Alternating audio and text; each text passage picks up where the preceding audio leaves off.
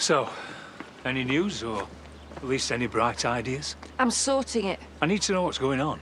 My job here is to keep Dawn clear of it, which I can't do if I'm not in the loop. I'm dealing with it. Okay, today, in fact. So just leave it with me. Hello. Thanks for coming. How are you? Well, I'm a bit puzzled, to be honest. Wasn't expecting to come out here again. I thought all this was sorted. But I thought it was better we didn't discuss it over the phone. Well, what's this about? I'll get straight to the point. If your father is to be moved, I thought it would probably be a good idea for me to talk you through the process. What, and that's it? I thought some sort of issue must have come up. What do you mean, if? Well, it's ongoing, obviously. The bishop has agreed to it, as you know. Yes, but, you know, a lot can happen between now and then. These things take a while. Has the bishop told you what's involved? Well, there's a lot of stuff I've got to sign, obviously, but it seems like a fairly straightforward process. And have you thought about the cost? Well, I didn't assume it was free. No.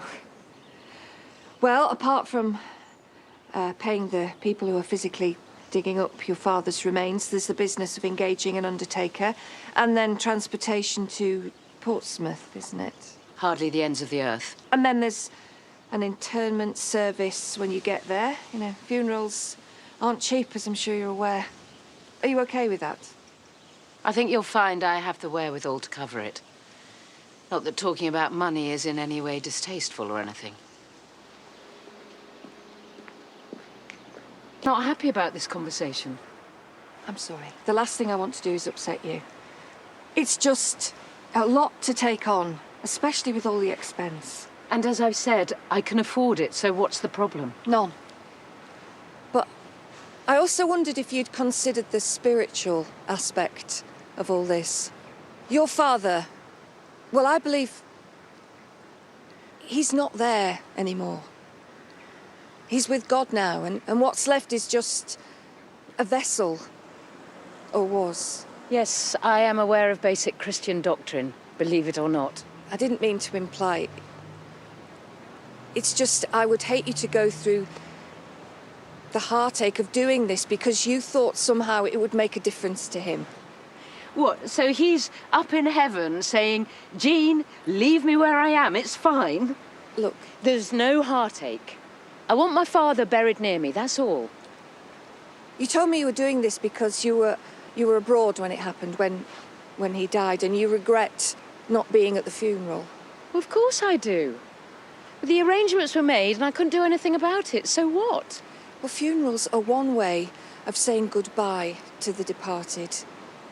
Could it be, on some level, that you're doing this to compensate for not being here? No. And either way, it's my business. You said your dad was constantly reminding you he was a Yorkshireman, yeah? Yes. Well, he arranged to be buried here. Don't you think that this is what he wanted for his final resting place, I mean? Didn't you just tell me that it made no difference to him either way, spiritually? I'm just trying to make sure you don't regret this. Really? Because from where I'm standing, it looks like you're trying to guilt-trip me. I want my dad moved closer to me. That's all. I didn't expect an interrogation. It's such a big decision. And I've made that decision. So do you think you can just get on with it? Of course. She's probably just got a meeting. But that's where he's buried. I'll do whatever I can to help. Well, I hope so. Because make no mistake, I will be speaking to your bishop again about this. And just so we're clear, I'll be telling her it's to happen as soon as possible. If you're sure. I am. And then I can be certain I won't need to deal with you again. What the hell's going on? Who is that? Harriet.